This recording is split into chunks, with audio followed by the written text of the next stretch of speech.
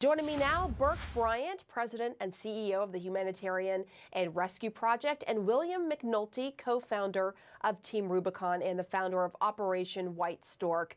Good evening to you both. Great to see you. Thank you for all that you were doing to help those Ukrainians who are suffering in the war in Ukraine. So if you would, William, just to start us off here, tell us about Operation White Stork. How did you come up with the idea?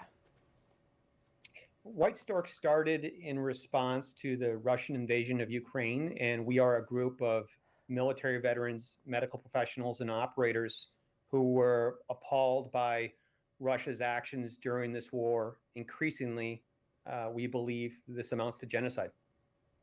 So tell us a little bit more about these first aid kits. They're individual kits, right?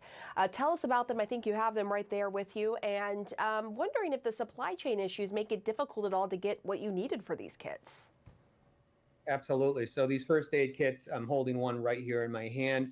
They contain everything a soldier needs to save his or her life after a traumatic event. They contain a tourniquet, which is a device that is used to apply pressure to a limb or extremity in order to stop the flow of blood. They contain a number of items specifically designed to stop bleeding and extend a soldier's life in combat. The supply chain issues have been significant, so much so we've had to source these from several different countries around the world because even today there is a several-week backlog on the Cat 7 tourniquets, which is the USA approved tourniquet that is fielded within the United States military. So I want to bring you in, Burke. What do you think about these kits? Have they been helpful? Have they saved anyone's life? Absolutely.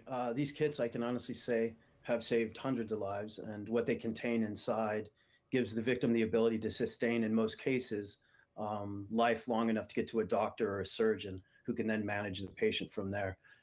When they're used correctly, it's almost like an extra life in a video game, I guess you could say. Wow, that's incredible. So what challenges have you and your team had in getting these first aid kits to the front lines, Burke? Yeah.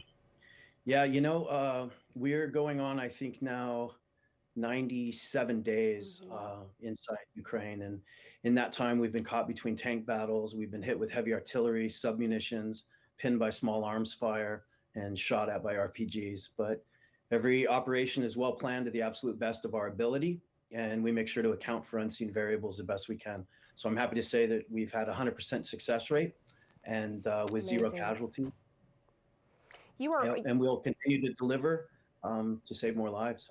so you're going to go back over, you're going to deliver these, risk your life, given what you just laid out there, all that you have been through to get these kits to those who need it. It's just incredible the effort that you're doing. And I'm curious, given your experience being there during this war, first to you, William, then to you, Burke, over the past 100 or so days, how has the fighting changed? What's different now than at the start of the war that you've seen? Well, what's different now is that the railways are increasingly being targeted by the Russians. And that's important because Ukraine over-relies on its railway system because it doesn't have this large, complex, multi-lane interstate system like the United States does. Most of the roads in Ukraine are single lane going each way, except for in a few cities. So women and children use the railways to evacuate from the east to the west. Ukraine, the government uses the railways to move humanitarian aid from the west to the east. And so when Russia strikes those trains, it disrupts that humanitarian aid, stops the flow of it, and puts more pressure on organizations like HARP Rescue and White Stork to deliver supplies via that network of single lane and increasingly damaged roads throughout Ukraine. What about you, Burke?